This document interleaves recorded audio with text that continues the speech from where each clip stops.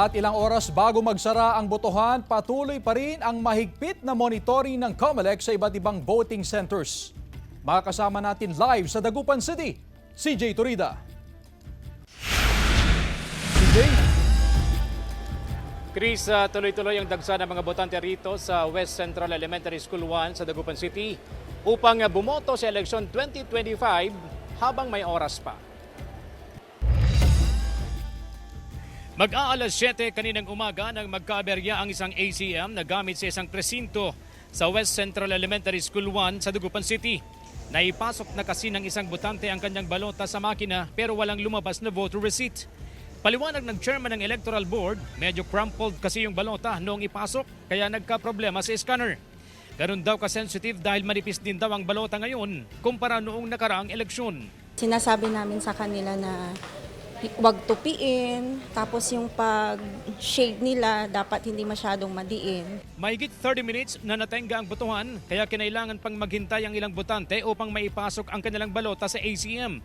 Sa tulong ng technical support staff, nailabas din ang balota at matagumpay na naipasok sa ikalawang pagkakataon. Ano po, kailangan pong linisan. So may cleaning sheet po kami na kailangang gamitin. So bubuksan po namin siya, kailangan i-shut down and then itataas lang po namin yung ACM and then lilinisin po yung sa loob. Pasado alas 8 ng umaga nang maulit ang insidente, kaya kinailangan nilang linisin ang ACM. Ayon sa Electoral Board, may 2 ng rejected ballot sa presinto. Ibig sabihin, hindi na counted ang naturang boto. Sa isa pang presinto, hindi naman kinain ng makina yung balota pero naayos din agad pagkatapos ng 5 minutes. Nag-iikot ang COMELEC sa mga voting center upang matiyak ang maayos na eleksyon. Wala pa naman tayong naitala na major problems except those minor na glitches like for example continuous rejection. Constant reminders naman tayo sa mga EBs including technician na regular na linisan yung scanner. Samantala, maagang bumoto sa West Central Elementary School si Lingayen Dagupan Archbishop Socrates Villegas. Maaga ring bumoto sa West Central Elementary School 1 si re-electionist Mayor Belen Fernandez. Sa Pogolasip Elementary School naman bumoto si Councilor Celia Lim na may realty candidate.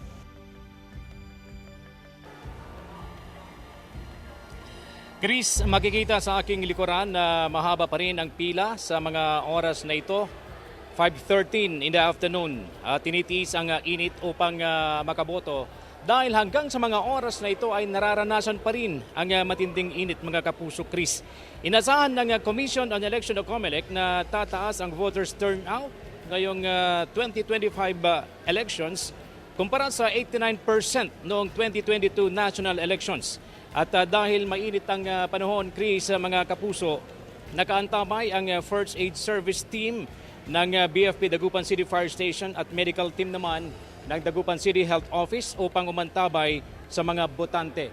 Samantala, Chris, mga kapuso, sa tala ng COMELEC, nasa 7,227 na senior citizen, 962 na PWDs at 398 na buntis ang bumoto kaninang umaga sa early voting hours na inilaan ng COMELEC para sa mga ito. Yan muna ang latest mula rito sa West Central Elementary School 1 sa Dagupan City. Balik sa iyo, Chris. Maraming salamat, CJ Turida.